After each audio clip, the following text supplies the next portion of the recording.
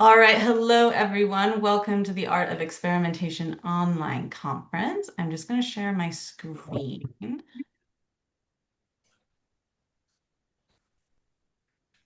Hopefully you can all see that okay. All right, so for anyone that was here yesterday, sorry this is a bit of a repeat, but we just wanted to make sure that everyone was on the same page and for the sake of the recording as well, so that we all know kind of how today's going to go. So, welcome. My name is Lizzie. I am the founder and director of Women Alternative Photography Group, and I'm here today with Sophie, who is from Folk House Darkroom. So, Sophie will do a little bit of a presentation on Folk House Darkroom in just a second. But just so we have sort of an understanding of how today's going to go. We will be recording today's session, so if you would like to not be recorded, let us know. Or if you would like to turn your videos off or change your name, you absolutely can. It will be uploaded to the Women Alternative Photography Group YouTube channel. I know that today's and yesterday's sessions, everyone was joining from lots of different countries, which is fantastic. It's so wonderful to have such an international community. But of course, that means that for a lot of people, it is the middle of the night. So we will record it for those who can't be with us today. As well, we will have questions sections. So we will have three presentations and then we will follow up with a question section. So please either put your questions in the chat or if you would like to you raise your hand or have your video on, you can do that during the questions section, and I'll kind of keep track of those as we go. Um, Obviously, I know that some of you may have caring responsibilities, or maybe you've got stuff going on. It's weird hours of the day. So please feel free to pop in and pop out as and when you can. We would love to have you stay for the whole thing, but we completely understand that it will be recorded. So if you'd like to join us later, that's absolutely fine. Also, we wanted to point out that today is online. It's a virtual space, and we understand that that can be very difficult for some people. So please engage in whichever way is most comfortable for you. If you want to just have your video off and just sit back and listen, we absolutely welcome that. That's fantastic.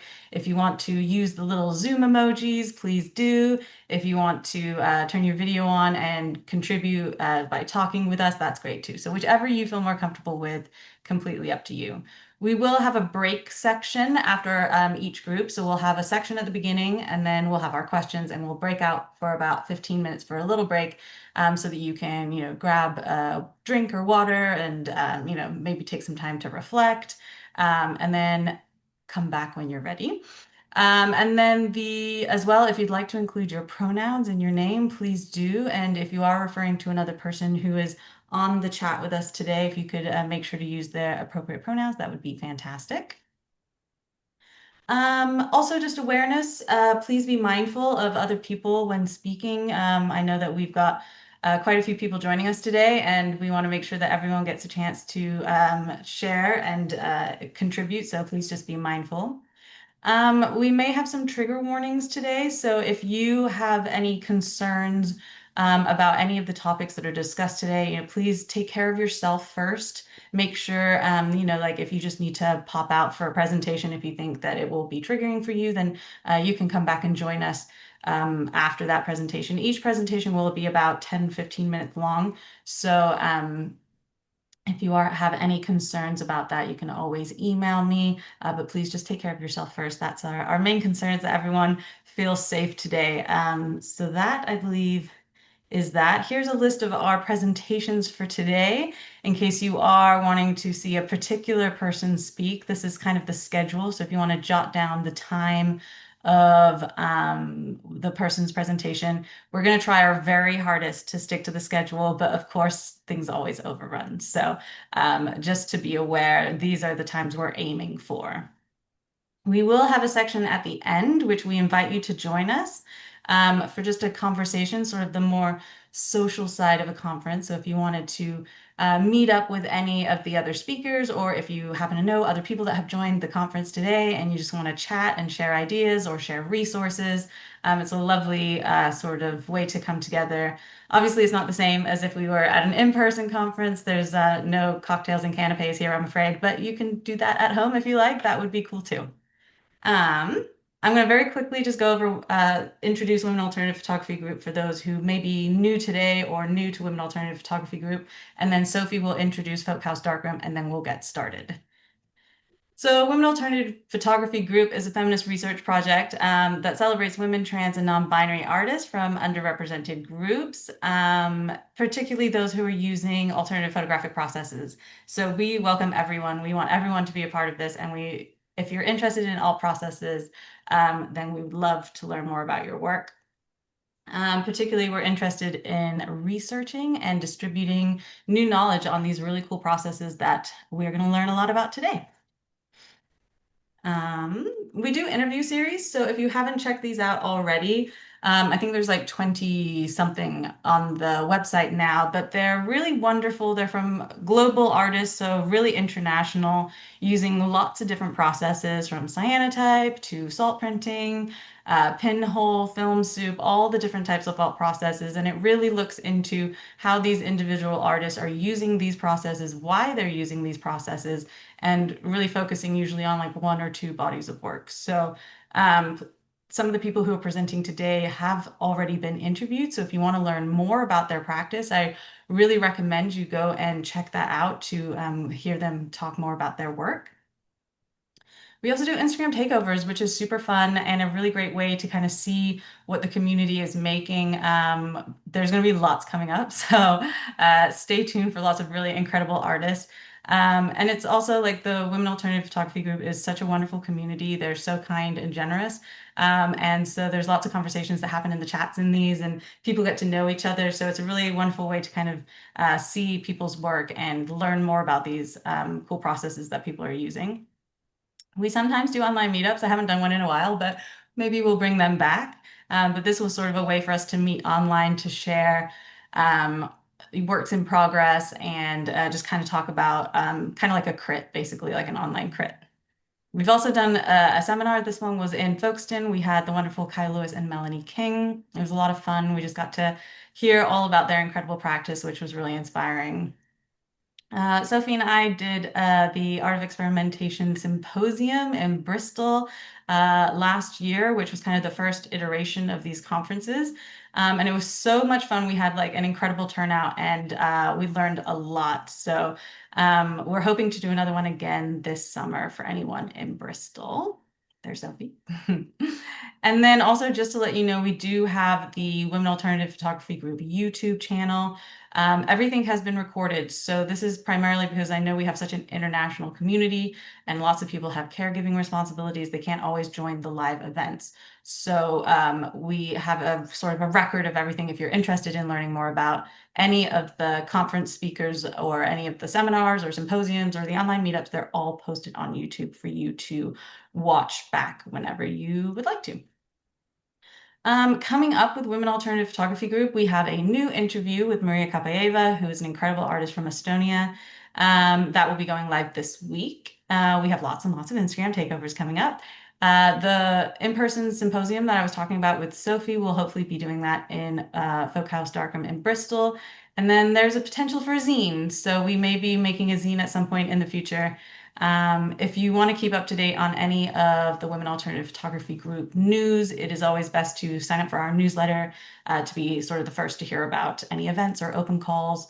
We would love to have you come and join us. Now I'm going to hand it over to Sophie, who will introduce the Folk House Darkroom. Thanks, Lizzie. Let me just get it up. Yeah. Hi, everyone. My name's Sophie, and I'm an artist, creative facilitator, and I run the Folk House Darkroom in Bristol. We've been running since the 1920s. I don't know when the first darkroom was installed, but this photo suggests somewhere in the 50s or 60s. And yeah, well, then we had it reopen underneath the garden patio, underneath this patio here in 2015. That was through Wendy Leaquay's work there. And we're part of a adult education centre called the Folk House. and they sort of, well, we're all part of the same building, and we're all sort of running different courses. And my section is just the dark room, but we do things like painting, languages, crafts, all sorts of things. So over the pandemic, we had to move into a very small room to renovate the space underneath the patio. And through that work, so through sort of running courses and workshops there, we raised enough money to open up the dark room. There was a lot of renovation work. This is Stuart, our handyman, completely dismantling the space. And I'm happy to say that it's open since March, which is really exciting. And yeah, we've been raising money, or I've been raising money by selling things on eBay and doing little sort of fundraisers. And yeah, it's just been a sort of 2 year project, but well, 2.5, I guess now. But yeah, it's now up and running. And we're doing little exhibitions in the conservatory space now. So that's kind of like a slow sort of running thing. That's community members, but also anybody who would like to show their work there. So if you're interested in that, please get in contact. And some of the workshops that we run are just sort of like normal standard black and white printing, salt printing, cathanol, plant developers. We're really interested in sustainability. That's Kai Lewis in the bottom there, waving at the camera, who was doing a pinhole workshop. And yeah, so we're interested in alternative processes and sustainable processes mostly. Some of the things that I do involve things like anthrotyping and mud printing. And I'm really, really interested in mud printing in particular, which is kind of a new process developed by Andres Pardo. And yeah, I run workshops in these things at the Bristol Folk House. We also do exhibitions inside and outside of the space. So this is one that we did with the London Alternative Photography Collective last year at Centre Space Gallery, and that was curated by me and Sarah Curry. And yeah, it was a really interesting event, and like we didn't expect there being so many people. Melanie King's helped support us from the London Alternative Photography Collective as well, and yeah, it was a really lovely event. We also did an exhibition last year, last September, with the Sustainable Darkroom, and that was the active image. And that was just bringing together artists that are sort of working on political ecologies and photographic agency within their work, and exploring sustainable methods of making in their photography practice. We also do photo walks. So I've been running a couple of photo walks over the past couple of years with Analog Wonderland, but we do our own as well. And this is the symposium from another angle that I did with Lizzie last year, the in-person one, and obviously we did the conference last year online as well. So hopefully we're going to continue that. And this was a photo booth that came with Marco and Aria, who have like a traveling photo booth. And yeah, that was part of our open day event that we had. And it's a completely analog photo booth, so really old school. It's a really interesting machine. And this is the folk house itself. So our classrooms, and this is the hall. This is where like gigs and events happen. So we do lots of different things. Just anything that we feel like doing, we basically try and do. So it's a really great space in that way. And yeah, I also run regular photo socials in the cafe. So here's a couple from recently, and that's a semi-regular. It's usually at least once every 2 months, and I'm going to try and do it once a month in 2026. So we'll see how that goes. And the first one for that is February the 12th, 6:30 to 8:30. So if you're in Bristol or if you're in the area, come and say hi. We're also looking for volunteers. So if you're in the local area, or if you know of somebody in Bristol that's wanting to volunteer, yeah, we're a charity. And yeah, we're interested in sort of training people up as well in darkroom things. And we've got a residency, our first residency happening in January, which is very exciting. That's with Julie Corcoran, who I think might be on the call right now, which is very nice. Um, and we also do Instagram takeovers as well. So yeah, if you want to follow along for those, that's at Folk House Darkroom. And if you're interested in doing a takeover with us, you can get in contact with me via the email address there. So yeah, thank you.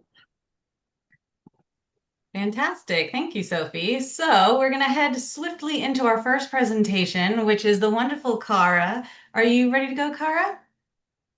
Yeah, I am ready to go. Excellent. Let me bring up my presentation. All right. All right. Oops. Um, sorry, it's advancing. Uh, sorry. Thanks to Lizzie and to Sophie for hosting this wonderful conference. It's such a pleasure and an honor to present with all the amazing artists this weekend. I was here yesterday and I really enjoyed getting to know the work from the artists yesterday. A little bit about myself. I live and work in Bellingham, Washington. I teach at Western Washington University in the Department of Art and Art History. And I'm a hybrid artist. I work in drawing, painting, photography, and printmaking. And I really like to mix things up. However, my work is strongly grounded in photography, and I've been very interested in alternative photography processes for a long time. Oh, it's really touchy here. Sorry about that. Literally decades ago, I was doing a lot of work with Van Dyke brown print and gum bichromate, and I was really attracted to the color and the tonal qualities available. However, the chemistry used in the gum bichromate process can be somewhat difficult, so I gave it up a little bit reluctantly. And at that point, I was mostly using cyanotype like in tandem with other processes. I liked the strong darks that it gave, but I wasn't really using it a lot on its own. I wasn't totally sold on its like strong blue color. However, it worked really wonderfully underneath the soft gum prints, like the one in the center, and I could easily achieve like decent darks with that process without quite so many layers. But now I'm using really a lot of cyanotype. Um, and I've come back to embrace it these past years, and I find that I really love its versatility. I really like that it has a direct, light rendered actual size, and it replicates the object, the image, or negative placed on the surface. I like that it only needs water and light to develop. And it's easily manipulated. It provides a strong ground for further layers. And because I like to work with a lot of materials, that works well for me because I can put it on paper or fabric or wood or add all types of paint or other print processes on top, such as silkscreen, monoprint, or relief printing processes. Um, and then finally, and most importantly to me, the cyanotype blue is really strongly suggestive of both water and atmosphere. So I'm starting out here. I'm going to show about three sort of distinct groups of work, but I'm starting out with this group of work called the Preemptive Memorial for Single-Use Plastics. And this series is an examination of the proliferation of plastic items in our lives. I was led to focus on these items as I contemplated my own consumer habits and that of my family. A recent study found that 94% of sampled municipal water in the US contained microplastics. And yesterday I heard that every day the equivalent of 2,000 full garbage trucks worth of plastic gets dumped into the world's oceans every day. I had a similar statistic from a few years ago, and it was one one dump truck enters the ocean every minute, and that's actually 1,440. So it seems that it has increased. Um, so this series contemplates in the future as if these things are no longer in our lives, after we've found better and more sustainable solutions. Will we have nostalgia for these things? These cleverly designed clear plastic boxes and containers hold food and beverage items, personal care products, detergents, and many other expendable materials. I find that my recycle bin is full of single-use plastics, and though I would like to find a way to avoid these products, they are heavily integrated into our consumer society. These containers fill up, pile up, and break down into tiny particles, polluting every corner of our world from our bodies to our oceans. So I'm working on this series of preemptive memorials as a modest hope for humans finding more sustainable containers and products for everyday living. The work is created in a variety of media using a combination of cyanotype first, and then I add on top sometimes screen print, monoprint, relief print, or direct painting. Here's a couple more of these works. And scientists have known that plastic waste is harmful to marine life for a long time, but a new study published in the journal Proceedings of the National Academy of Scientists shows how much plastic a marine animal has to eat for it to be lethal. This is a photo that I took just a couple of weeks ago from the marina in my own town, and this is a great blue heron sitting on top of a great pile of plastic fishing nets, tarps, and right next to a garbage bin full of other plastic products. But less than 3 sugar cubes worth of plastic can kill an Atlantic puffin, and for seabirds, ingesting just 6 tiny pieces of rubber, each smaller than about the size of a pea, can result in a 90% chance of death, says the study. I learned this just yesterday in the news. So there's unfortunately, new information about this all the time, but hopefully this development will help get people's attention a little bit more, perhaps. It's my intention that the work is hopeful and not just full of despair. I try to do that in my work, but also calling attention to situations. This is from Mexico, from the Yucatan Peninsula, and last summer in 2024, I went to do a residency at Radio 28 artist residency in Mexico City. And before that happened, I decided to visit the Yucatan Peninsula, and this is actually just like straight from the airport. And there were miles and miles of these like degraded billboards along the side of the road that were all like ripped and shredded and very sort of beautiful and ghostly at the same time. Um, at Radio 28, I had proposed to create mixed media works on paper utilizing cyanotype with other print processes. The works were to use plastic as media, subject, and printed material, and I did succeed in this, but not in the way I imagined. I had intended to incorporate material gathered from the city and surrounded area to be used, and I knew that was not going to be a problem.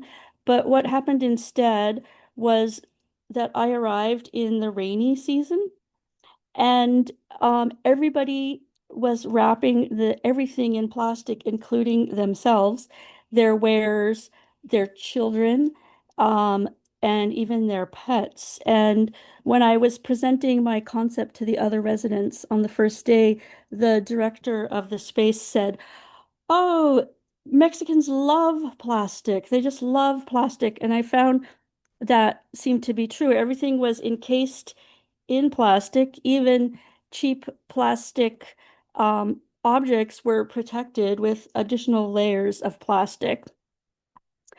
And every day, pretty much like clockwork, it would rain in the afternoon, and people all around me would purchase inexpensive plastic disposable raincoats, or even just plastic bags sold readily in the streets to wrap around themselves. And they were sort of beautiful and colorful, but it seemed to me astounding that people didn't really have proper raincoats. I was sort of in shock because I knew I was going to be arriving in the raising season, and I had brought my raincoat with me. I live in a rainy place. So I thought it was interesting that most people didn't have like proper sustainable rainwear. But anyhow, I started to photograph and investigate the wrapping, the protective, and indispensable nature of the plastic material. And it is true that people of all economic levels are beholden to plastic for any number of daily activities, for drinking clean water, for protecting their belongings, their bodies. The very act of eating um, is integrally tied also to plastic. So I started to investigate these raincoats and these plastic materials, and I was lucky to be put in contact with a fantastic artist. Her name is Paola Davila, who graciously let me use her studio and her rooftop for a couple of days in order to use the rooftop and her like rinsing station. So I began to investigate these raincoats and these coverings. Here's some works in progress. I was working on linen fabric and working with these disposable kind of raincoat materials. And I found that they looked really haunting to me. And I found this quote by author Heather Davis from a book called Plastic Matter. She says that I want to suggest that plastics make up in mass and digital culture the fact that it has become the medium through which life in the 21st century is negotiated involves a haunting. This is not only because of the ways that plastic transmits a violence outward, but also because of the ways it relies on the unearthing of ancient plants and animals for its basic composition.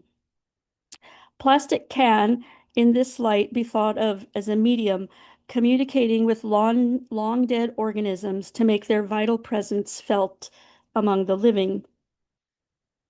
The unearthed beings of fossil fuels released in our present day through vast communication networks represent these multiple hauntings of immediate and more protected violence in the form of toxicities and also in the undead relations of fossil fuels themselves.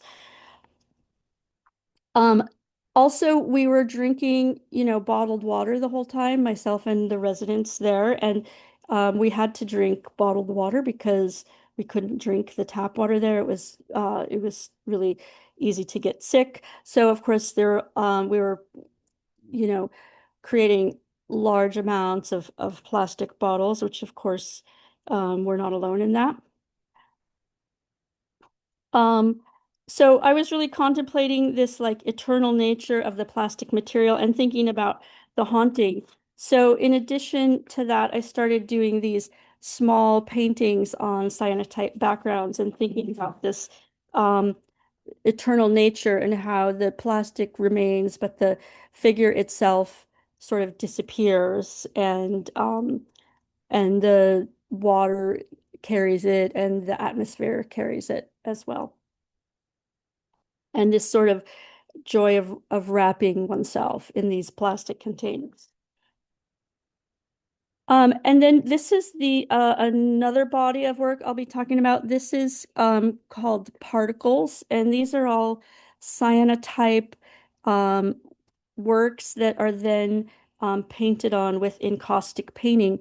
And all of this work was influenced by University of Washington scientist Dale Duran and his research on carbon dioxide in the atmosphere.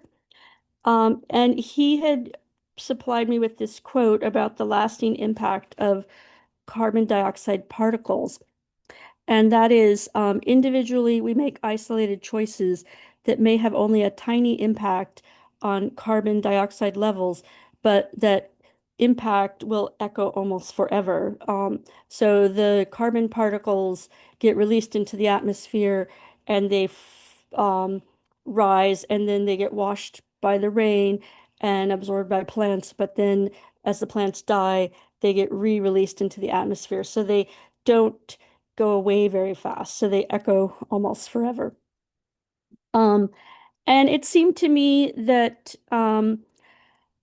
one of the big hurdles in enacting personal change is the notion that one's own actions are too small, that you feel insignificant, and this leads to like more despondency and inaction. And so I wanted to encourage the viewer to see how small actions can not only echo almost forever, but ripple out and multiply. So ultimately, I hope to inspire viewers to connect and engage with this scientific information on levels which will propel them to make personal changes that, when multiplied, will yield immense results. Um, Yeah, so these are cyanotypes created with large negatives and plastic safety barriers, and then they get mounted to panels, and then I'm painting on them with encaustic paint. And encaustic paint is a kind of an ancient painting material made with beeswax and damar resin, and it dates to 100 to 300 AD, and some of the earliest paintings by Greeks and Egyptians are made in encaustic. So using these ancient techniques, in my mind, provides a link to the past, and thinking about these historical connections with the past, the eternity of the earth, and the Anthropocene link these common elements and ideas. Our dependence on a habitable planet as a recent concept, combined with the wisdom of the past and the possibility of new solutions, may suggest a way forward.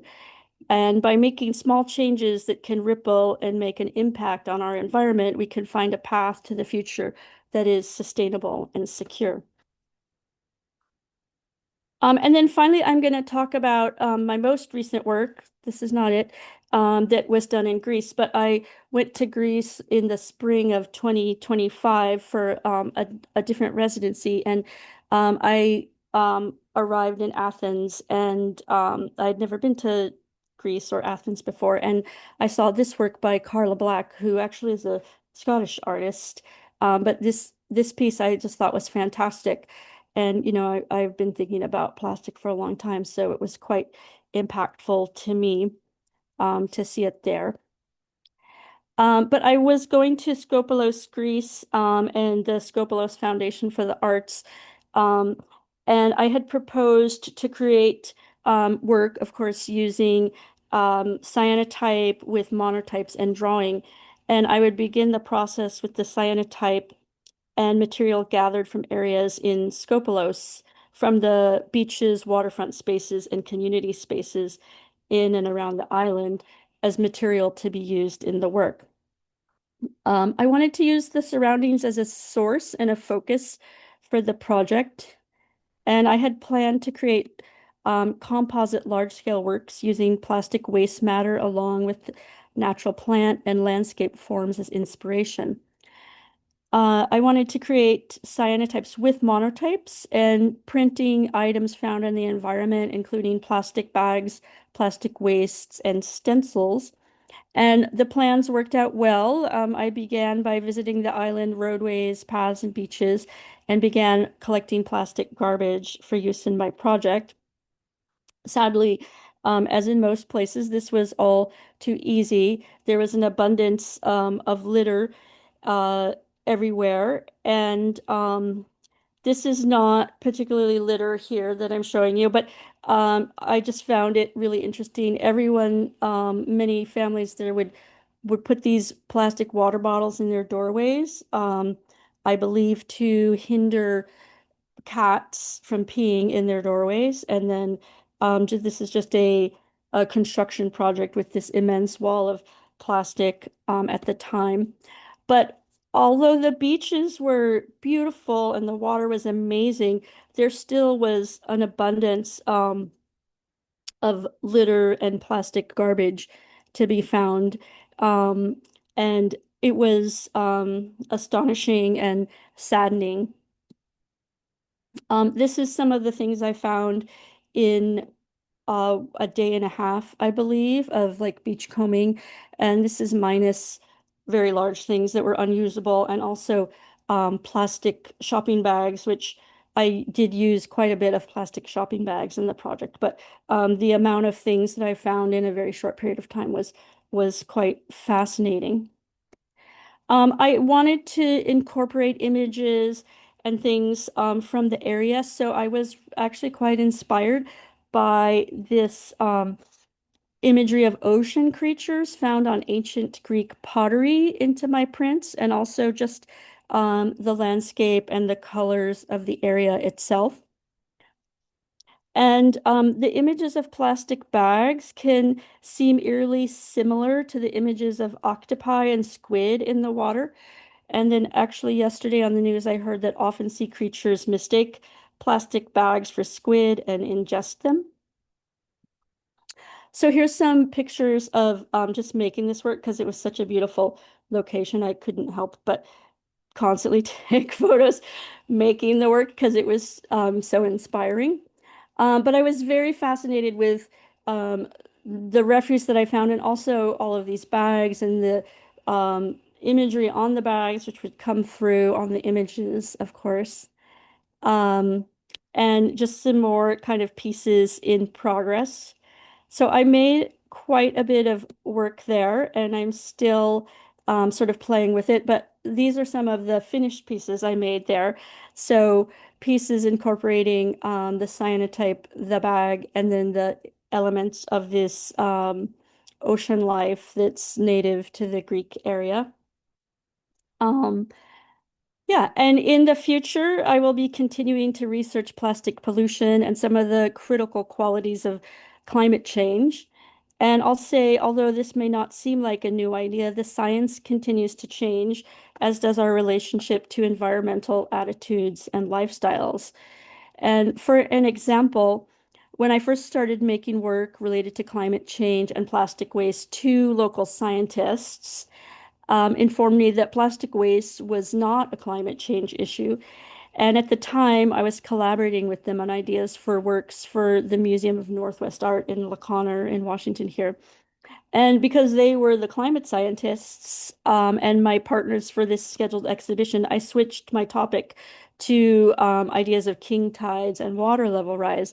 But since then, I think it is safe to say that scientists now agree that plastic waste is integrally tied to climate change, and the making, use, and disposing of plastic matter has deeply impacted our planet on a variety of levels, from large ocean ecologies to our own bodies. And as the science evolves, so does our relationship to the world we live in. And thus my work, as it is deeply connected to societal issues and climate change, must change as well. And sorry if I went long there. No worries, that was excellent, Cara. Thank you so much. Round of applause. Of course. That Thank was you. wonderful. Thank you. Okay, so swiftly moving on to Andrea. Are you ready to go? Yes, Fantastic. fantastic. Well, good afternoon from Brazil. Thank you very much for having me today. I'm very anxious, or how can I say, anxious, but let's go. Here, here, here.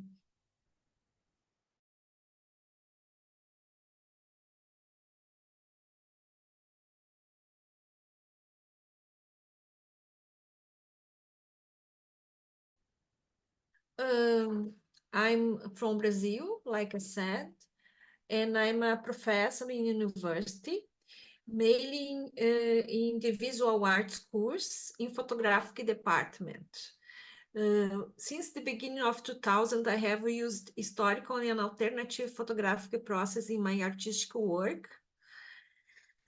Sometimes exploring different techniques such as photogenic drawing, Van Dyke Brown, cyanotypes like today I will show you, anthotypes, sometimes using my own plates and images, for example, for personal archives and collections dating back to the middle 20th century, 19th, and early 20th century. I always look for a formal intervention in the image. It can be in the support, where it will be applied, for example, watercolor paper, fabric, tracing paper, acrylic glass or metal, or how the technique part is done. Choice of more perennial, less perennial materials, application of emulsions through brushes, dipping, dripping, the use of the positive and negative, or simply by combining photographic materials that speak of their own material nature.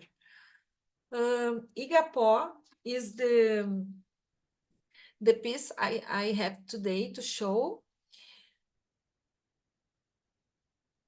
I was invited by a photographer, curator, and professor, Éder Chiodeto, from Brazil, to participate in a photographic immersion in Alter do Chão, a city in the Pará, Brazil. Pará is a region of the Amazon. The proposal of the immersion was for the group of photographers to have an experience in a place with lush landscape and untouched nature. As photographers, mostly women, were to photograph according to our own style and our perceptions of the places we visited. We crossed the rivers in a large wooden boat powered by a motor, like this one in the image. For the following images, a small boat powered by oars was used, like the one in the photograph. Here is me and my colleague photographing in the boat. Initially, I used digital images, then negatives, digital negatives, and then cyanotypes on paper. Igapó is in the indigenous Tupi-Guarani language means overflow of rivers, or Igapó means vegetation in the water. Here is the original version, and then we have the same boat in cyanotype, and then the forest. The fact that the forest is flooded means that sometimes part of it's above the surface, sometimes submerged. This causes a certain blurring in the image. It is a fact that I use for digital negatives tracing paper that makes this image more blurred. Another characteristic is the location is dark, require lowest shutter speeds.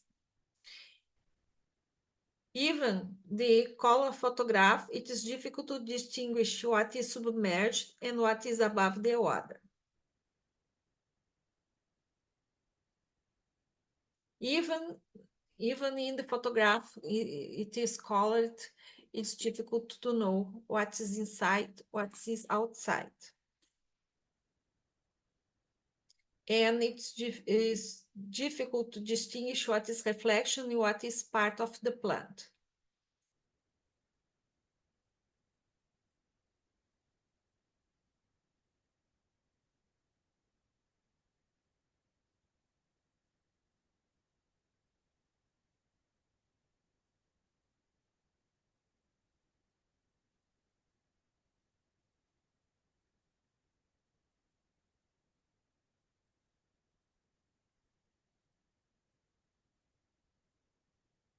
And sometimes reflections occur in the surface of the water that generate images like this one, which looks like a heart. Sometimes people ask me if it's some kind of manipulation in a treatment program, but it's not.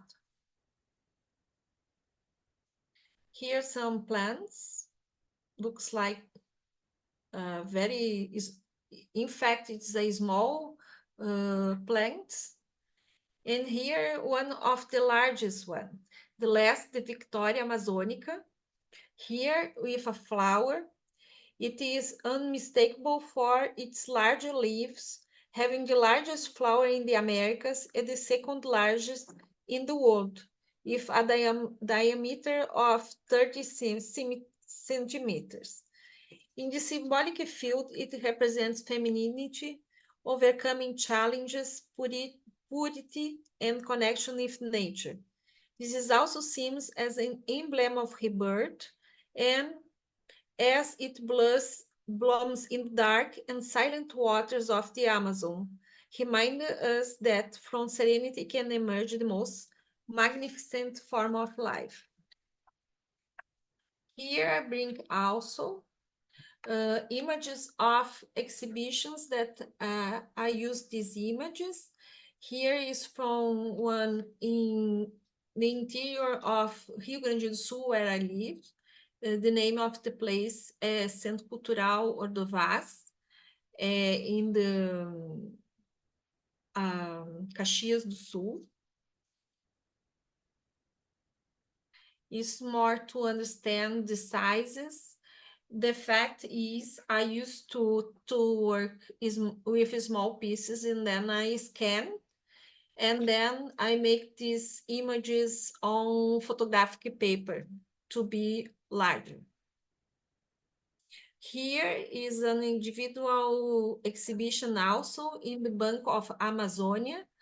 It's a bank in the Amazon region, Belém do Pará, where is the COP 30, the 30 COP was ongoing last week. And then here in my own city, in a small gallery. Here in a place, in some important place in São Paulo, Caixa Cultural. The landscapes of the lower Amazon are full of imaginations, charms, and stories. The perception of the vitality and cycles of nature, driven the magical atmosphere of the region, was the scenario for reflection and production of the photographic narrative with high contemplation, which results in the capture of more than 1,000 images with strong pictorial and sensorial content. The series was selected to show you today was magic, and I embark with her poetic gaze, capturing unique moments. The ever-moving waters change landscape at every moment. In the series, the work flow with the narrative of a tale, where the stories stimulate the imagination, have water as its identity. In my past series, I approach reflection of water, but in the Zigapó series, I dive into this vertical space, which takes the observer to another dimension, where the Igapó brings the contrast of the water with the reflection of the landscape, which is not submerged. The impact of the immensity of the rivers reflect on the imagination and enchantment of the waters. Transport is carried out by rivers, where the connection of people, cities, riverside people, and supplies take place over the waters of the Amazon. The same water that connects people also regulates their lives, housing, and food.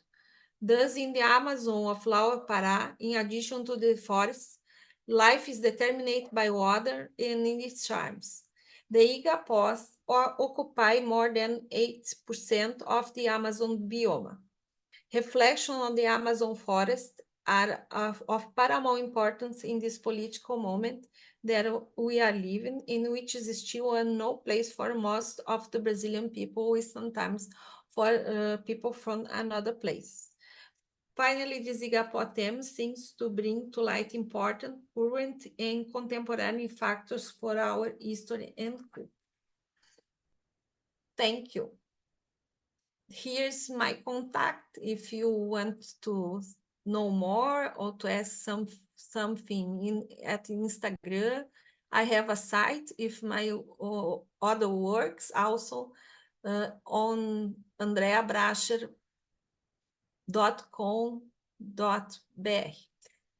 Thank you very much. Thank you so much. Wonderful presentation and gorgeous installation images of your exhibition. Congratulations. Moving on to Riya. Are you ready to go, Riya? Yes. Fantastic.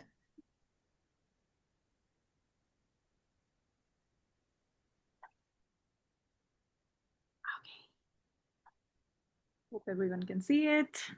Hello everyone. My name is Riya Panwar and I work with materiality and visuals. So, a short intro about myself. I am also an educator. I work with the very idea of visuals and alternative photography being more like an observation and nature being my inspiration. So I would be that person who would actually just stare at a leaf and be like, how, what I can do with it, or just suddenly pick up a stone and be like, how the stone can be my canvas as well. So yes, I mean, I always have like a hard time just like going around picking a bag full of things. And when people say that, oh, your bag is actually heavy, is it because of stones? My bag actually literally have stones in them. So I work with the idea of borrowing my canvas from the nature, and I am expanding on how I can incorporate science in it as well, like working with biomaterials and the very idea of what I define experimentation to be for myself in three keywords, which is time, materiality, and ephemeral. So the idea of time, I think what time means for everyone is that you have your work, you create something, and you sit with it. So you need to observe what you have created. You need to give it time so it grows on you, and eventually you share it with the world, or you just simply share it if you know what you want. But with me, I think time in my work actually exists quite literally, because my work either grows into something, either it decays, and it does not stay with me forever. And you guys will see how that works for me. And the role of materiality is something that I'm trying to understand, because I think I always try to restrict myself working with visuals. Like I think that, oh, if I don't have paper, if I cannot get a canvas, or what my canvas will be, what I can borrow from the land, or what can connect me with the stories that are surrounded, like maybe my motherland or the place where I'm going, where I wish to be, or if I'm there even for a certain period of time, what I can borrow to create something more. And ephemeral is in the context of that I always believe that photography itself is very ephemeral. You take a picture of a moment and it is not there anymore. So I am kind of diving into all these things in a very tangible form, especially if we are talking in terms of symbolism and philosophical.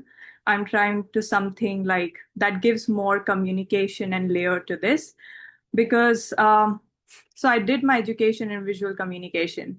And I think for me, the first step is how something can be shared, even if it's like something very difficult to understand, how it can be easily digested for the viewers who also don't even understand the complex nature of alternative photography or what photography can be. So yes, as I start my presentation, I will be sharing few of my experiments that I'm currently working on, previous ones that I have showed in exhibitions with London Alternative Photography Collective and in Folk House as well. So yeah, let's diving in.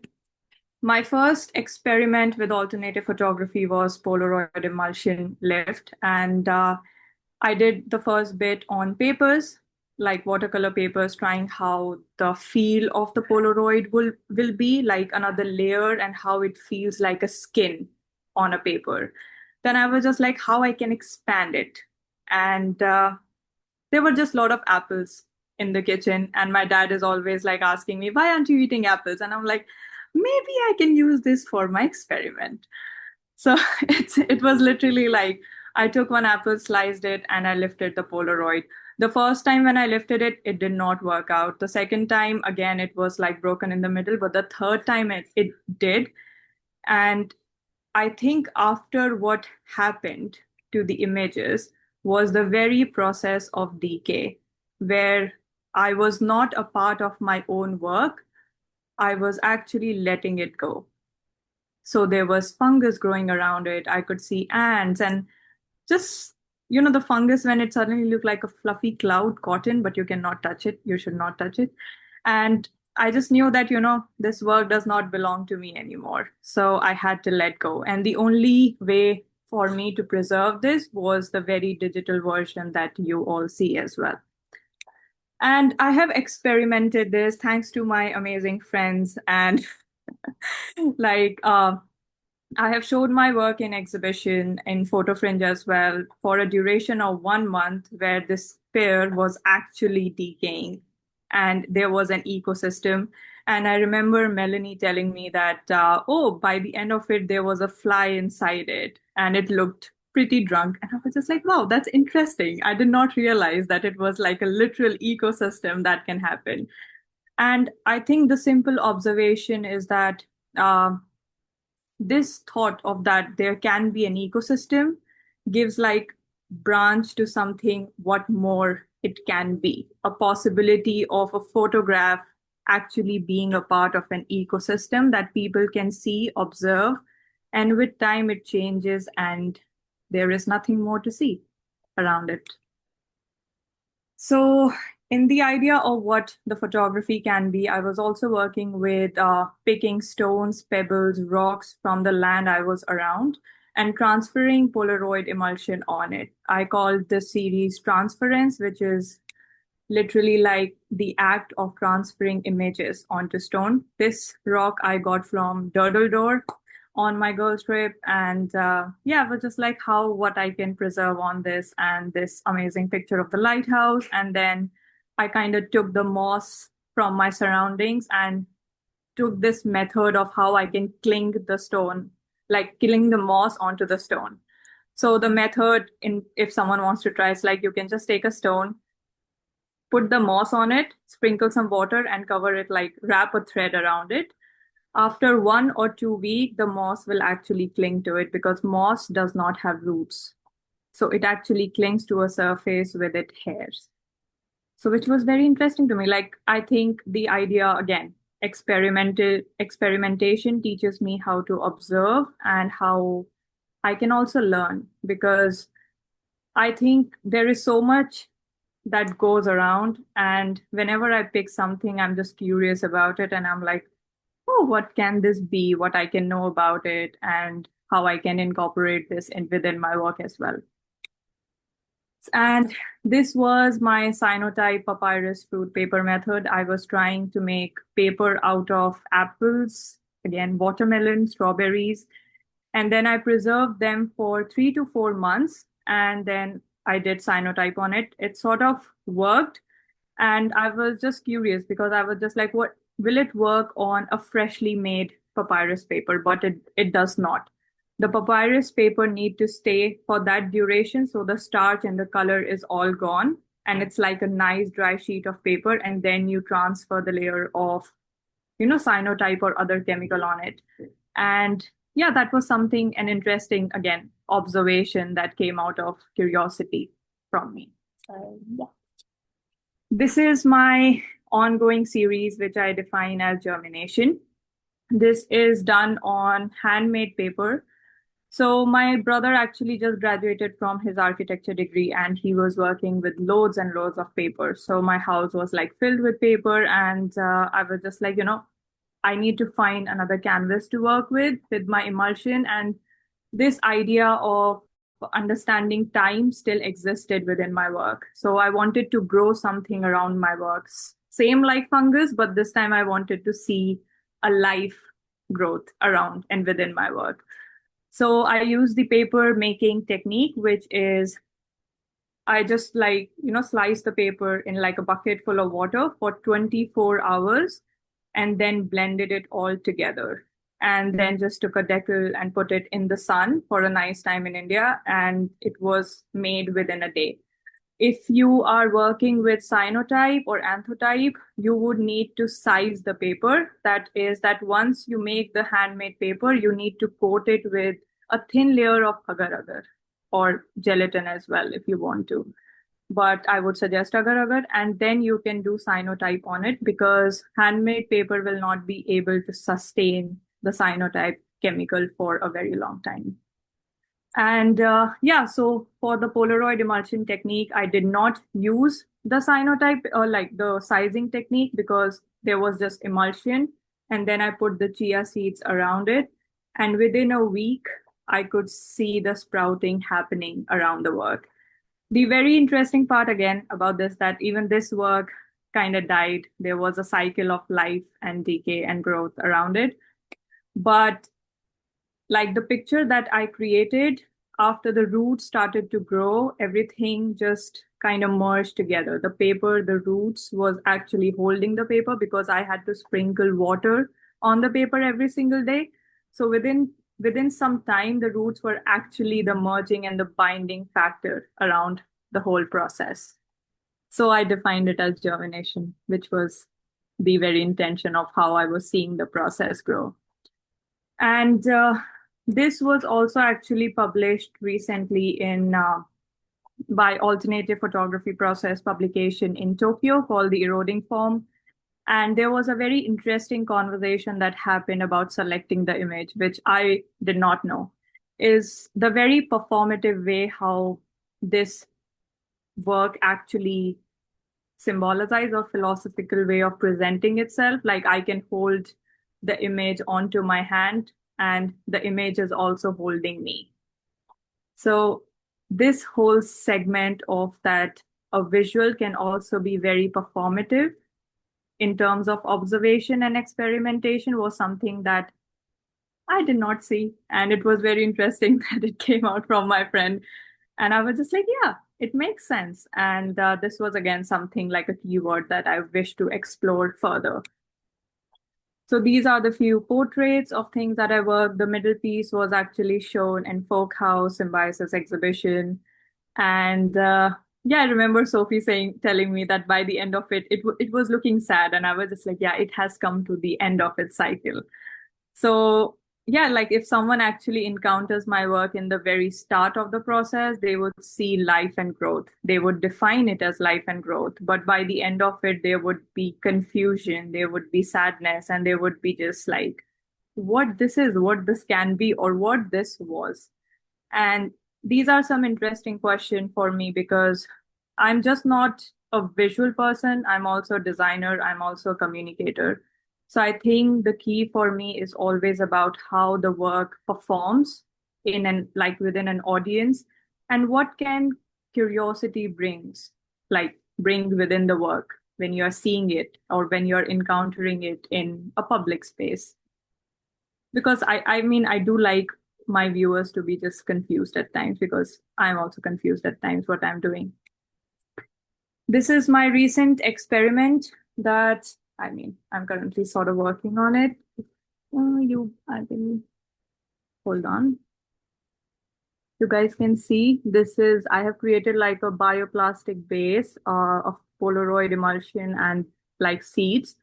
So I'm working with creating my own base, like a skin of growth, because this biomaterial gives me like this transparency. So if I put this with black and white pictures, because white is always transparent, I can also understand the different layers and complex nature of just communicating with people.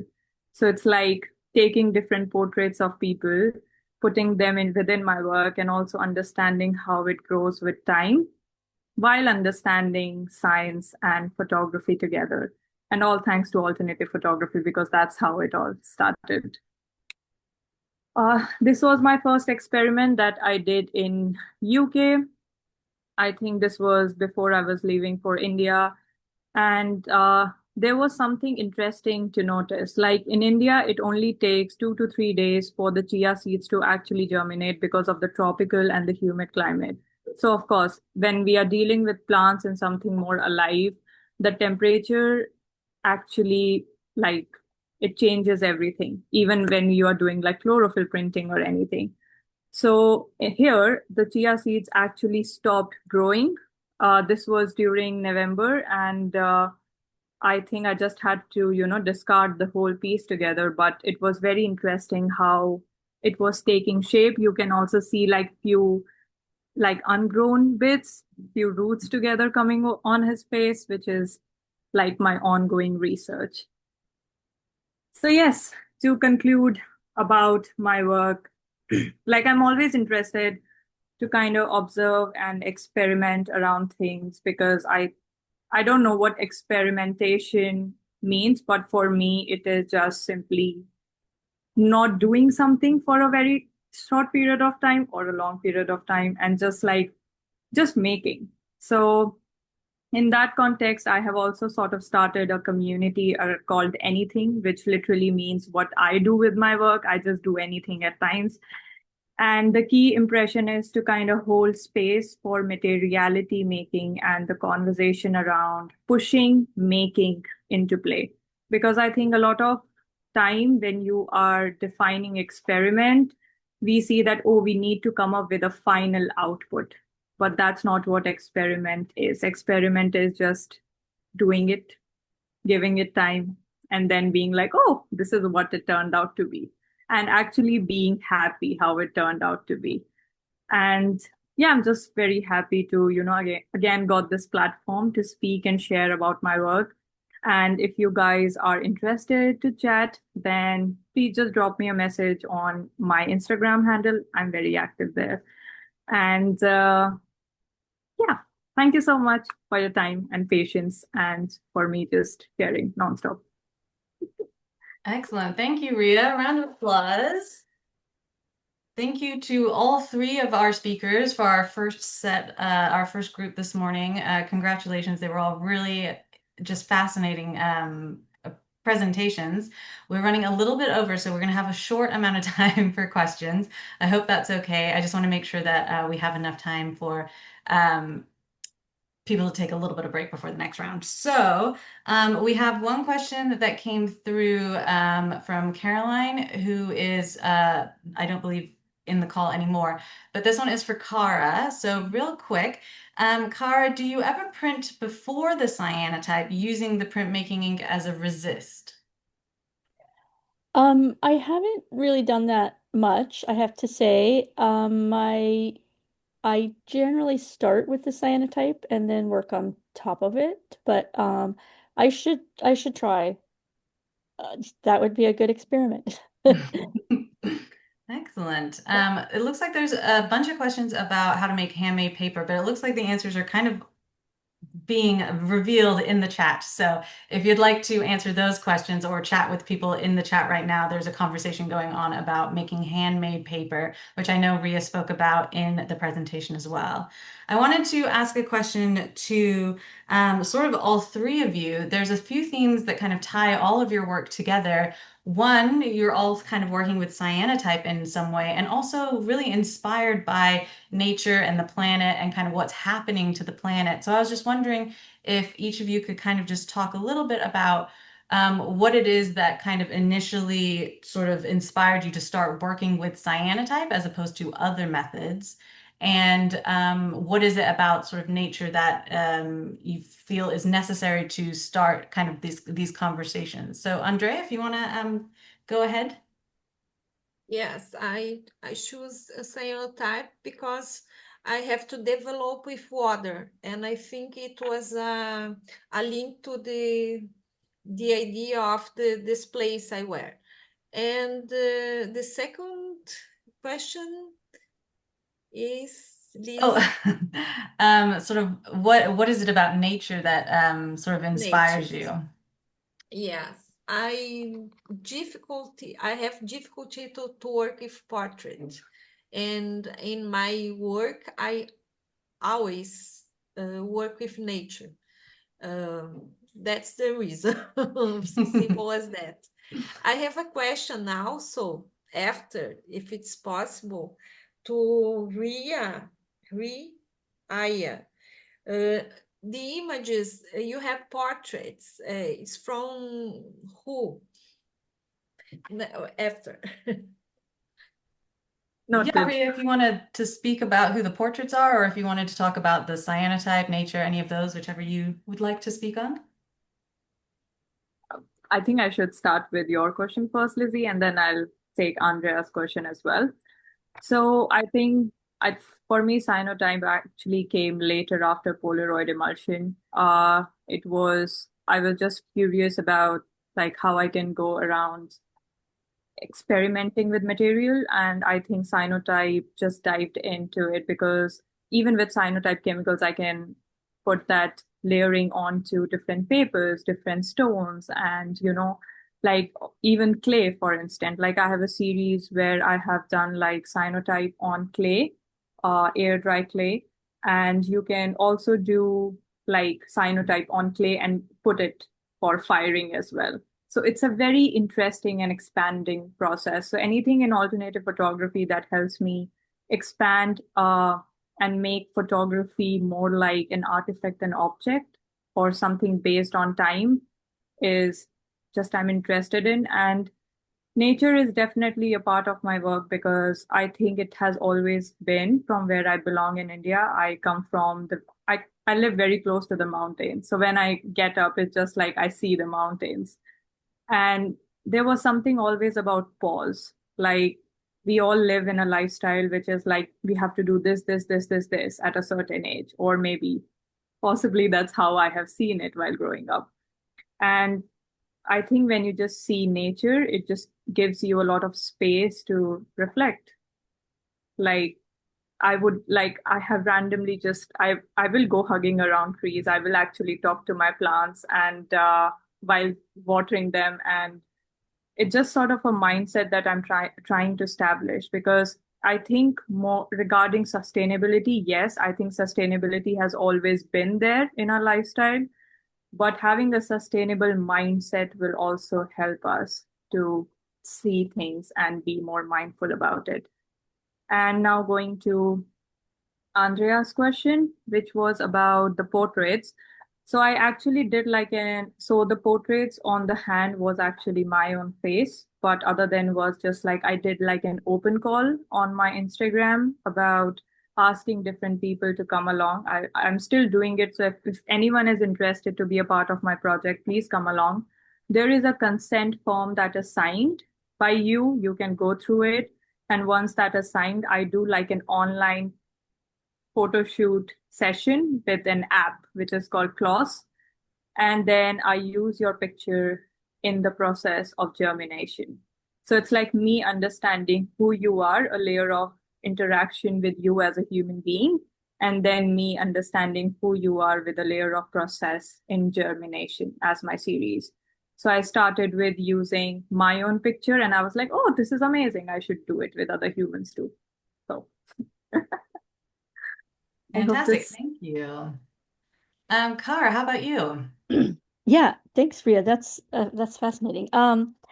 Yeah, I started gravitating, I guess, back to cyanotype because it is, as Ria explained, and also Andrea, it's just like to me, it's so evocative of the water. It develops in the water, and it's so facile. Like it's so easy um, to use it on so many materials and to work with it with other materials. So it just was a natural, and I think it works well, um, kind of on the fly. Like it doesn't require a lot of complicated setup and stuff. So I think for me, there's like quite a few pluses for that.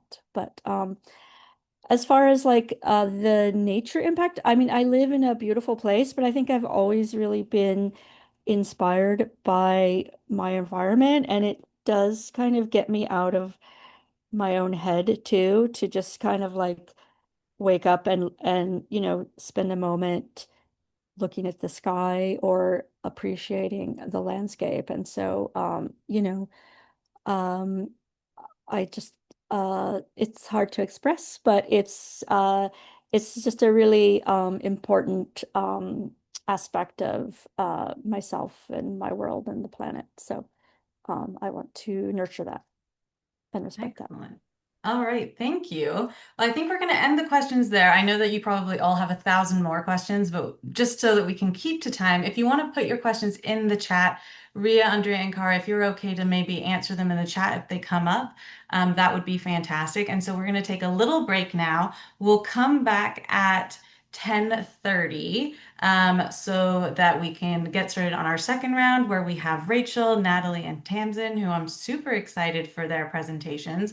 Let's do one final round of applause for our first group. Well done. And then we'll all meet back at 10:30. Tamsin, if you don't mind sticking around just for a second so we can test out your slides before we get going. Yeah, have a great coffee or break, and we'll see you in a few minutes. Also, guys, I think I have to kind of go because it's already late in India. It's Of 12. course. But if someone wants to get in touch or be a part of my project, please reach out to me on Instagram. It would be really nice to kind of meet more people and have this conversation. Thank you so much for having me, Sophie and Elizabeth. Thank you, Riya. Thank you for coming, and have a good sleep. Bye, Riya. Later. Bye. Bye. Okay, give me a second. Remember, mine is a little wonky.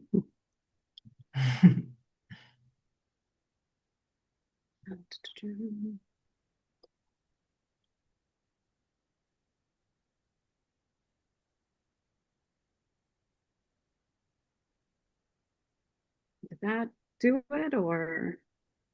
Yeah, we can see your presentation. Okay. Hold on, it's not full screen. Give me 1 second.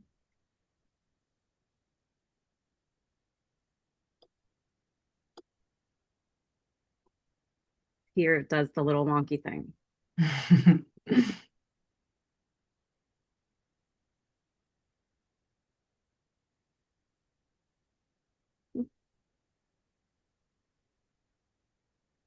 There we go. Wait.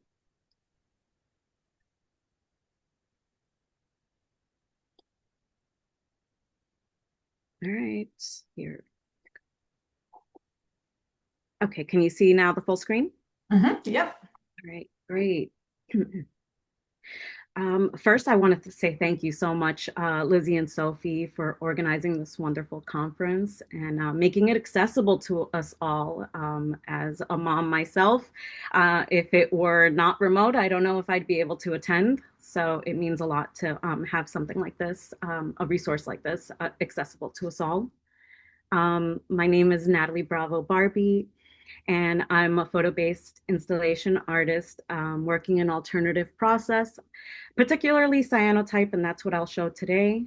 I've also explored with platinum and palladium, photogravure, copper plate, and solar plate, emulsion lifts, and a lot of other printing techniques that lead more into printmaking. And so a little bit about me, I was born in Argentina, and now I live and work in New York City. Let me see. Ooh. Wait, okay. So before we dive in, I do want to give you the disclaimer that I will be talking about domestic violence and violence against women. And I'd like for you to take care of yourself in the way that you need to. And if that means that you need to walk away for a little while or skip this talk, I completely understand. So I will be discussing 2 projects of mine. I'm project-based in my practice, and so I kind of jump from project to project. The 2 projects I'll be discussing is the one on the left, the Flores de Femicidio, which is the femicide florals, and then the one on the right, which is the Siluetas in Azul series, which is the blue silhouettes. And so I'll continue on now. So the first project, the Flores de Femicidios project, is 327 cyanotype paper flowers. Each flower represents a woman that was murdered by a man in Argentina in the year 2019. When I started making this project, I had never made anything of this scale. And so I didn't realize what it was going to entail. I told myself, I started small and I said, okay, I'm going to move on to a research project. And so then one day I was reading an article about Argentina because I always keep my ear to the motherland. And I read a story about a woman that had been asking for help from her abusive boyfriend to the police. She had gone to the police station 9 times, and by the 10th time that she was on her way to the police station to ask for help, the man, her ex-boyfriend, murdered her 1 block away from the police station. And so for me, that story stayed with me. And as a domestic violence survivor myself, I never really talked about my story because there's so much shame that's rooted in being in that kind of situation, in an abusive relationship. And so I told myself that I would use my experience as the root for this project, but the project would be about the women and about violence against women. And so then that's how this huge undertaking came about. In my photographic process, I like to push the boundaries of what photography is. And so I like to break what we normally have as the boundary, which is the black frame and the white mat. And so a lot of my work doesn't include framing. I do occasionally do projects that are framed because that's what they require. But my installation projects, they allow me to have more control and to really be specific to each site where they go. And I really enjoy that in my work. I like having that sense of control. I actually need it. And so in the technical process of making this project, I learned so much because I had never done anything like this. Before making this project, I was experimenting with letting go of the preciousness of the print. We make a print, it's so pretty, it becomes precious, it becomes an object, and we frame it and we put it on the wall and we separate ourselves from it, but we see it. I wanted to do something that was different to me and that allowed me to not have that, break that relationship of the precious print. And so I started cutting my prints. And when I started cutting my prints, was born this project where I would then make 1 cyanotype paper flower for each woman. And I thought I was going to be able to do it in real time, right? I didn't know that the rate that 1 woman was being murdered in that year was 1 woman every 27 hours. I thought, okay, I could try to keep up. 1 flower takes 10 hours to make, and I'll show you why. So the easy thing would be to coat a large sheet of paper and then and have my petals on it, cut the petals out, and then expose it, or expose a whole sheet and then cut the petals out. But I had to complicate matters for myself because of that control issue that I have. I needed to know how each petal was going to be. And so I had assistance. I had gotten a grant from the Queen's Council on the Arts, my local arts council. And I was able to hire assistants to help me cut. I also forgot to mention that when I started this project in January of 2019, I didn't have any children. By the time I finished this project in 2021, I had 1 child and I was pregnant with my second. So I needed that help. I needed assistance in the studio to help me get this project to the end line. So I had someone help me cut. I did all the drawing. For me, it was important that I had to do all the drawing and counting and also coming up with systems for this project. How do I know which petal goes where? I had to come up with like my own Dewey Decimal System.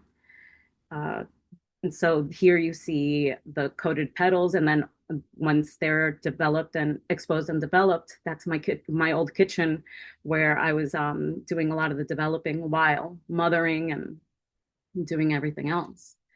Part part of my practice involves a journal and a sketchbook, which they're both one, and the ideas come to fruition on there first before I actually create them. And so as I'm dealing with problems, I'm drawing down those problems and figuring out the solutions for them. And so I was thinking, how am I going to separate these flowers? It just can't be one big wall of flowers. There needs to be more to it. And so I started adding the tags with the women's names on them. I came up with plaques for the months that were in Spanish and English, and I'll show those to you in a second. But this was the first time that once I finished the project, I finally showed the installation. And so the femicide florals were shown for the first time at York College. And that deadline was the thing that got me over the finish, to the finish of the project, to the end game of the project. And there was a lot of questions that I was answering as we were installing this show. And so part of the project was very heavy on the research because I had to keep my ear to the ground on learning about all the femicides happening. There was a lot of media outlet in Argentina giving different, reporting different murders, but also giving different details. And there were some that were omitted, and the World Health Organization wasn't really giving or updating their information. And then there was this one publication in Argentina that came out with mass obituary of femicides towards the end of 2019 and the earlier half of 2020. And then that was able to fill in, and I was able to really organize the information from this source and then all the research that I had, and then put it into a cohesive kind of binder that gave the research, it gave the stories. I translated the stories of the women that were murdered that are featured in the exhibition. I fill it up with resources. This became a traveling exhibition. And so every place that it travels to, I update and add to the resources for how, who to call in your state or your area for if you're suffering from domestic violence, or women's shelters, or different resources for help. So the binder is kind of its own living part of this exhibition as it goes around. It takes up different room and it takes different shape depending on where it goes. And so the thing about having such a massive installation is that not everybody is going to be able to fit all these flowers. They take up their own space, as you see, and they can have space to breathe, or they can be really clustered in. And so in order to be able to continue spreading awareness on violence against women, I created satellite projects, which means that I can go to a specific site and I can make a project using some of the flowers, some of the extra flowers that I have that are no names. All the tags on the satellites usually say no name. So this one was at Jersey City University, and they told me, you have this much space. And then I came up with an installation for that specific site. This one was at the Queens Botanical Garden here in New York. And this was the first time that I did an outdoor installation of my paper flower. And I think it's actually the only time, but I ended up making two of them because there was a huge storm that blew the flower away, and I had to end up making another one. But it was interesting to kind of let this flower exist amongst other flowers and have its own kind of decay, and let it live its own life and breathe outdoors. It was a different installation because with this one, I added these tags that talked about behavior issues, things to be aware of in violent relationships, and also resources and statistics about violence against women and domestic violence. And so after 2 years of more than 2 years of being in that world of the femicide and the femicide florals, I had already shown the exhibition, and I had still been in this mindset of thinking about femicide and violence against women. And then I asked myself one day the question of, what femicides are there? Are there any femicides in the art world? I looked at my native land. Now let me look at the art world and see. And the story that came up was the story of the Cuban artist Ana Mendieta.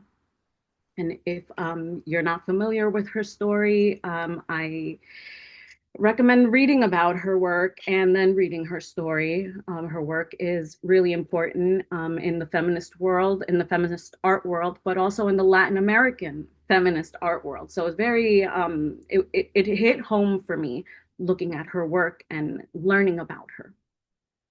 And so then in 2023, I created a flower for Ana Mendieta. It's only a tiny little thing like this big. It's about 8.5 inches by 4.5 inches. It's really small, but it packs a big punch. And it says on it, in Spanish, it says, the death of Ana Mendieta is a femicide. La muerte de Ana Mendieta es un femicidio. And I don't know if I have heard anybody actually say that, but that's the thought that came to mind when I was researching her and I read about her death. And I said, well, her death wasn't a natural cause. It wasn't an accident. Her husband pushed her out of the 34th floor window.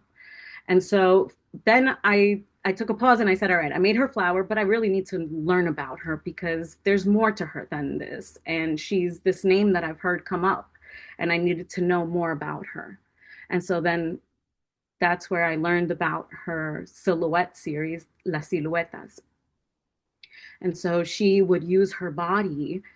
She was a tiny little woman, 4'11". She would use her body in the landscape and she would make these performances that the majority of the time she documented herself. And most of the time she was by herself out in these different, in the wilderness, making these performances. And, you think about how much courage it took for her to do that. As this little person, she was so invested in her work. She would go out there and spend days documenting it.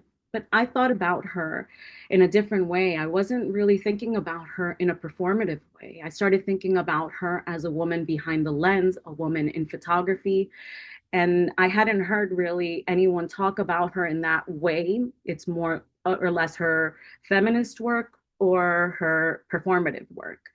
So then I thought, well, if she were here today and we collaborated on a body of work, what would that look like? And so I started my own silhouette series, and this was the first piece that I made.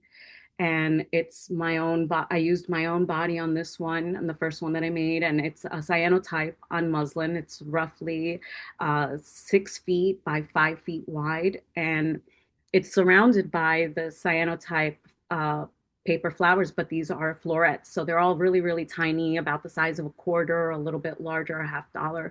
And there's hundreds of those that line up with my body. And Ana Mendieta had this wonderful piece, very powerful. It's currently on view at Marianne Goodman right now here in New York. And it's called El Entierro de Ñáñigo, which is the burial of the Ñáñigo, which is a secret Afro-Cuban society that she was talking about in her work. And there's these black candles that they light up. Well, now her family lights them up when they do the silhouette. And so I wanted to directly intertwine our works, and this is where the seance piece, Una Sesión de Espiritismo, came along.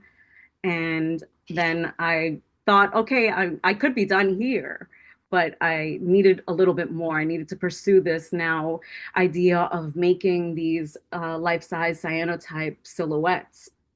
And now that I had come up with this process, not come up with, but learned the process of making them and discovered which fabric worked for me, because not all of them work the same.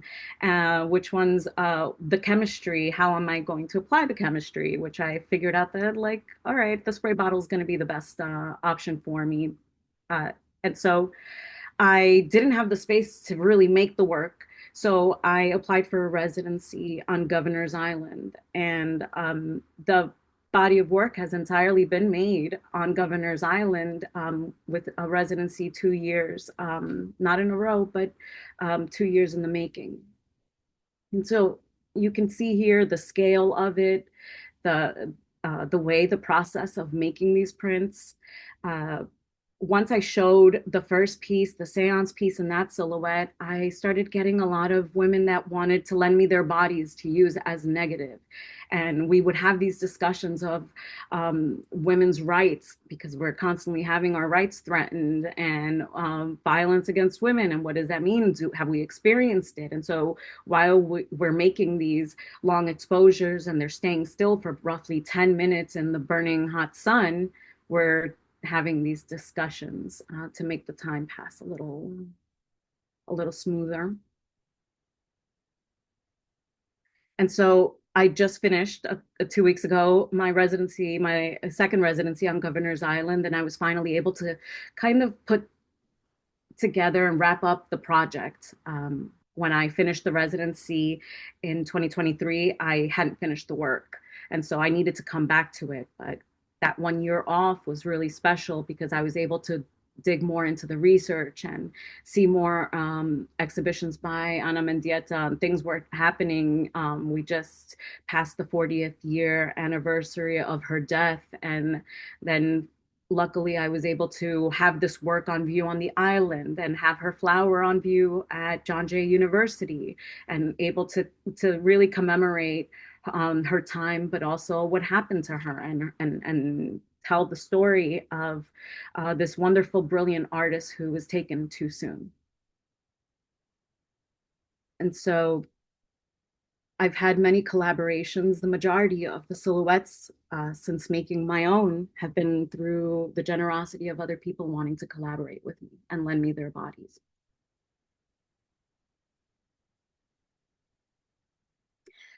This one was a special instance where this was a 10-year-old girl who let me, who she sat still for 10 different sessions and let me make these prints of her. And just having both of us be these like curious folk waiting to see that magic happen when we develop them outside, and her for the first time witnessing something like this. It was very special to have that, and it brings in the community, and it helps me have these conversations.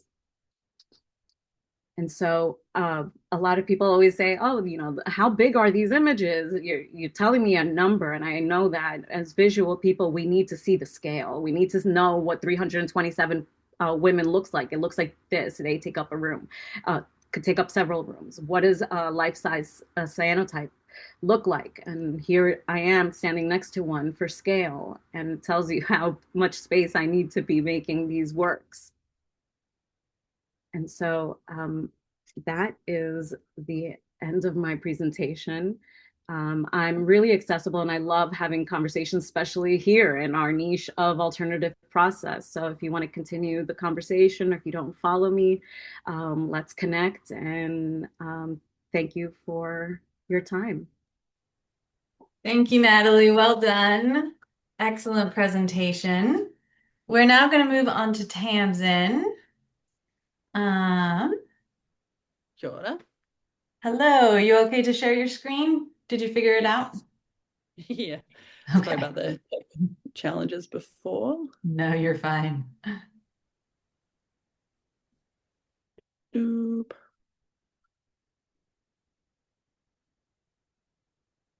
Oops. Just 1 second.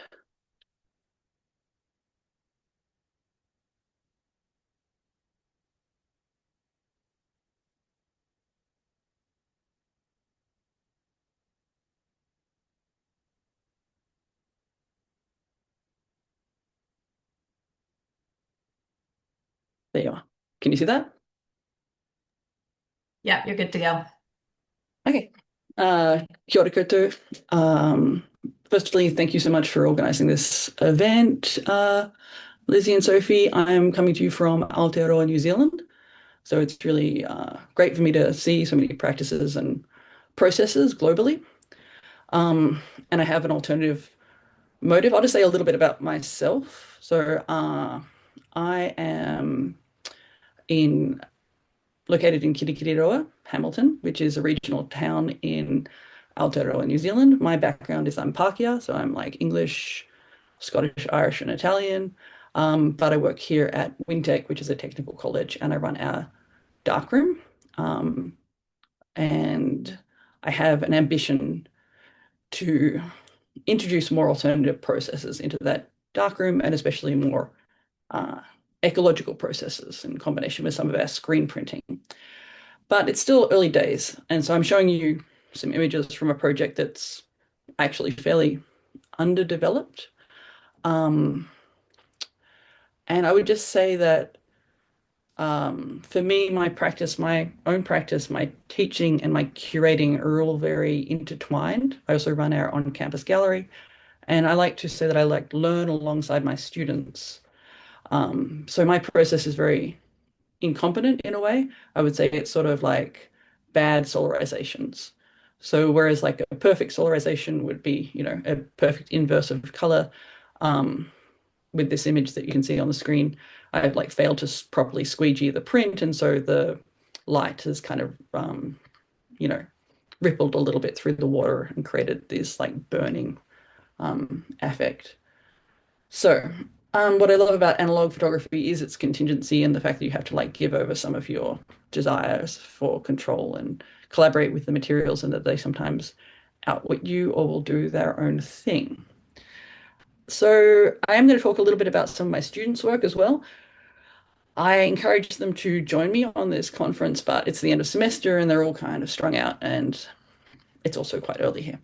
But this image that you see on screen is part of a series that I'm beginning to work on, which I'm thinking of as asylum trees. So I've been repeatedly returning to a site near my partner's marae, which is ancestral meeting house here in Aotearoa, to rephotograph a broken pine tree. The other thing that I really like about photography is that it allows you to have this sort of like material indexical relationship with moments from the past. And when I teach darkroom photography, I talk a lot about the history of photography. So I often use examples like this image here, which is an archival image, which is part of my research. This is a document that I found of the sanitary conditions in the New Norfolk Asylum. So when I think about photography, I think about its intersection with, medicalization, with other kinds of not fine art, but kind of, the containment of women's bodies. And this particular photo is from the asylum where my grandmother was interred for postpartum hysteria in the 60s. So when I think of this image, I think of like how it allows you to have this sensation of like the coldness of the metal, and the roughness of the metal and the unsanitary sanitary conditions of that kind of, it was like a classic sanatorium where you would be locked away. The cold quality of the frame of the bed. So the reason why I've been rephotographing the pine is because it's on the site of an abandoned mental institution in Tokanui, which is about 30 minutes down the road from here. And it reminds me of like, there's a particular look that this pine has. It's kind of a Gothic look. It reminds me of a Caspar David Friedrich painting. And I looked up that painting before I was preparing this presentation, and it's actually not a pine tree at all. It's an oak, which is interesting because I feel like when you're photographing, you're often projecting your own desire into the things that you photograph. So there's a bit of transference and misremembrance in my repeated photographing of this pine tree. The reason I'm drawn to the particular pine tree, this is just an image from the history of the intersection of photography and the confinement of women's hysteria. I'm actually going to skip forwards and come back to these images. So the reason I am continually drawn to this particular pine tree, and this is an image of it photographed and then another image of it solarized, and I tried a little bit of burning. It didn't really work out, but early days. The reason I keep photographing this pine every time I'm around it is because it reminds me of a pine tree that stands over my grandmother's grave. And so whenever I see this type of broken pine tree, I think about women and mental illness and hysteria and confinement. So it's sort of a symbol for me. it seems appropriate to her existence that this pine tree is quite an ugly pine tree. And yeah. So the repetition of the photograph allows me to freeze time, to repeat and to think and to, you know, re-story her experience, I guess, and its impact on our larger whānau family. Solarization, which is the process I'm using, is famously, possibly, this is a fictional story, but Lee Miller apparently discovered this process when she was processing in the darkroom and a mouse ran across her foot. You may have heard this story. And she flicked on the light and accidentally ruined her prints, but then realized she had not ruined them. And then, of course, that process was taken up by Man Ray as his own. So I've been solarizing the pine tree as a way to make them appear like something more, something that emanates, something that shimmers and reflects. And I'm quite interested in this idea of returning to sites and whenua as a way of engaging with the, I want to say, like, material presence of violence when there is nothing obviously there on site. So this is Anne Ferrand's series Lost to Worlds, where she photographed the grounds of the women's factory in Hobart in Tasmania, which is also where my family is from. And as you can see, there's nothing there apart from this kind of mound of earth, which is sort of suggestive of a grave, but there's no monument to the women who were interred on that site. But something that I always emphasize to my students when I'm teaching is you have to be very careful with landscape, especially in the context of Aotearoa New Zealand and in other colonized countries, because the landscape as we, as a Western convention, as an aestheticization, is closely tied here and in other places with the consumption of the land during colonization. So our local museum, for example, is filled with little sketches of parcels of land which were used to promote and sell and divide up the whenua after the colonial invasion in the 1860s, the kind of invasion of the Waikato. So this is an Indigenous artist in Tasmania, a Palawa artist, Ricky Manyard, The Healing Garden. So landscapes can kind of be, completely superficial, or they can be completely devastating depending on what kind of stories you know about the place. And of course, Tokanui is a site of violence, not only because of the mental institution that was on site, but because of the history of that land or whenua. So from a Māori perspective, a lot of our tauira, our students, are Māori and Pacific. The whenua, the maunga, the awa are all tupuna, they're ancestors, so they're like living entities and not, necessarily to be aestheticized.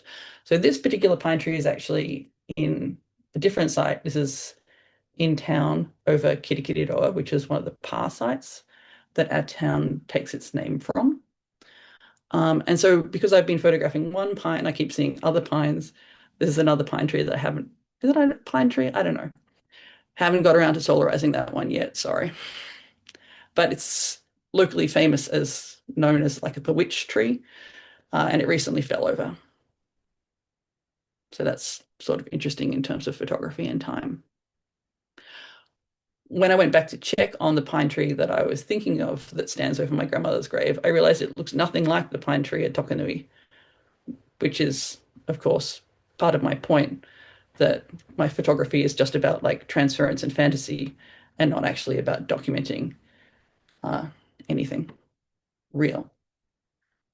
So for context, the location that I'm photographing is very close to Orako, which is one of the last battle sites during the invasion of the Waikato, which is our local region. And this is a photo of some of the survivors of that battle, including a tupuna ancestor of my partner who is Māori, and this is why I spend so much time in this area. So this photograph here is the space, the field of the battle. And I took this image, but I wouldn't, even though I'm showing it to you, I would never exhibit this image myself without a lot of context because I feel that, as Pakeha, as European, this is not my particular pūrākau or story, but it still has that sense of like the haunting, presence of some kind of suggestion of violence. I think whenever you see an empty field, you have to ask what has happened here. I don't know if Alyssa is online right now. I feel like she can jump up if she is.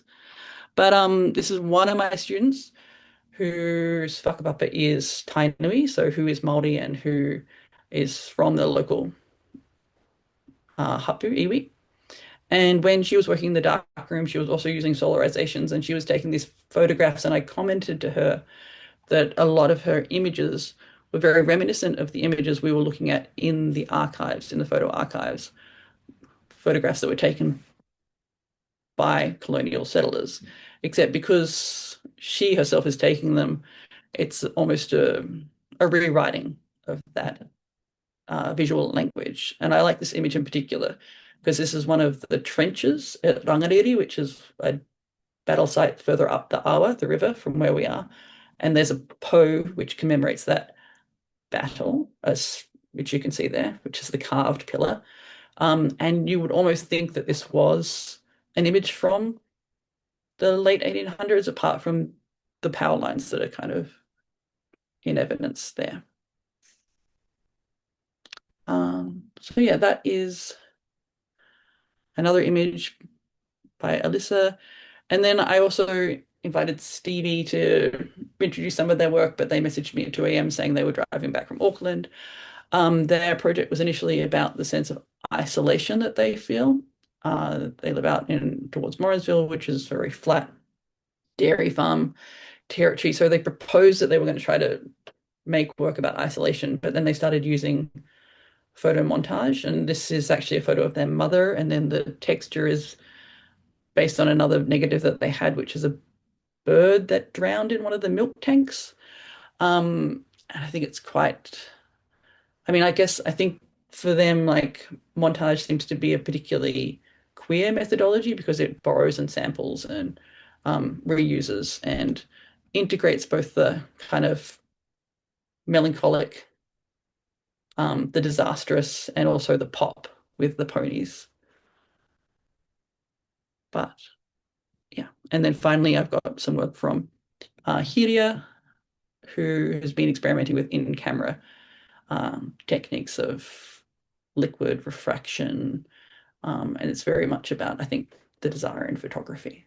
So that is pretty much me. I've been thinking more about this question of why empty fields signify violence to me, and I have, some other examples, historical examples that I was thinking through just this weekend when I was developing this talk.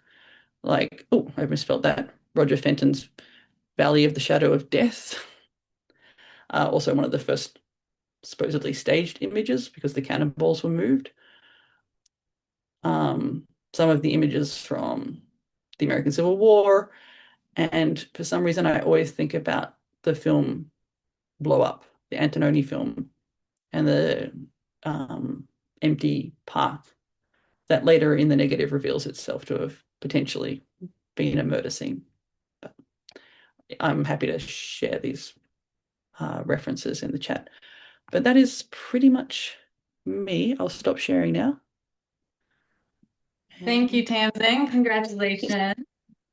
Oh. Well done to all of our speakers in this second group, but in today, just in general. We're going to open it up for questions. So I think the questions that were in the chat have been answered. But I have a question for all three of you. While if you want to go ahead and put your questions in the chat, we'll kind of work on this question. So with all three of you, there's sort of this investigation into the role of gender in your work. I feel like with Natali, of course, you're talking about femicide. Tamsin, yours is talking about sort of this hysteria and the sites, these locations that you were talking about. And Rachel, you were mentioning gender as well at the beginning of your presentation. And so I was wondering if each of you could just sort of speak a little bit about what that means for you in including this work, and do you consider your work to be feminist art, and kind of how does that play into sort of the production of using these alternative photography to kind of talk about these ideas? So we could maybe just start in the order that we started with. Rachel, are you okay to go first? Yeah, I would say in my practice and in my research, I'm really interested in this kind of intersection between sci-fi and its role as like liberation and role for imagining potential futures or alternative possibilities than reality. So sci-fi, gender studies, and technology, those crossovers, and ecofeminism specifically, which draws parallels between the commodification of marginal bodies, so not just women's bodies, but marginal bodies at large, and commodification of landscape or natural world. Um, and then I would say, like, I'm looking at my crazy desk right now and all the books I have checked out. And like this is a book I'm reading. I know it's like in reverse reading right now, which is called Glitch Feminism, a Manifesto. And it's written by Legacy Russell. And I find this really empowering. She is the, I think, current curator of the Kitchen Gallery in New York City. So really thinking about how glitch or the mistake or the error and that the relationship of that in photography. So photography being um, really like a material history where you have to get things to be a certain way, or you have to use a specific camera, or like what constitutes a photograph as art or not historically, and then the mistake being a way to defy that. Excellent, thank you. Natalie? So if you would have asked me that question, if I considered my work feminist more than 10 years ago, I would have probably rejected that idea that it was, because I wasn't making work that dealt with my gender. I always wanted my photography to be gender neutral. I didn't want to be known as a female photographer. That was like something that I had rejected early on, because I knew that there are so many biases, and we experience them a lot, right? The work is too feminist, it's too pretty, it's too dainty. It's so when I began working on my master's, then I went into this study of gender, and I realized that I had to deal with my own biases that I've encountered, and that have built this idea of what a feminist is. And so through reading and understanding feminism, I completely am making work that is feminist. I'm telling, women's history is generally erased. Anna Atkins wasn't acknowledged as, making the first photo book or being a female photographer till I think was the 1970s with Beaumont Newhall and in his book on the surveys of, with photography. And so I am constantly dealing with that idea of feeling like we want to erase feminist work, and we need as many hands on deck to keep that from happening. And so yes, my work is feminist, and I am dealing with feminist topics now. Excellent, thank you. I've had that with some of my students who are definitely making work around ideas around surrounding feminism, but they are not willing to, or not at a point where they want to embrace that idea yet. So I think that's an interesting journey that you've been on. Tamsin, how about you? Yeah, I think to follow on for that, especially as a teacher, it's important to facilitate and to give agency to our younger wahine who might be not taking the feminist component of their work as seriously as they should, because they think that it's not going to be accepted as fine art or as a serious practice.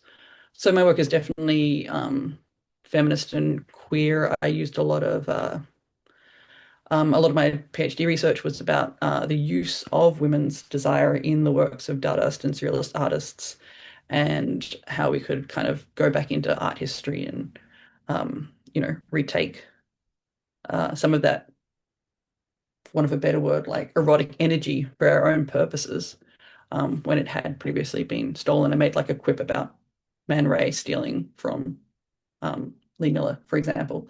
So it's in a lot of my teaching and my curating and in my own creative practice.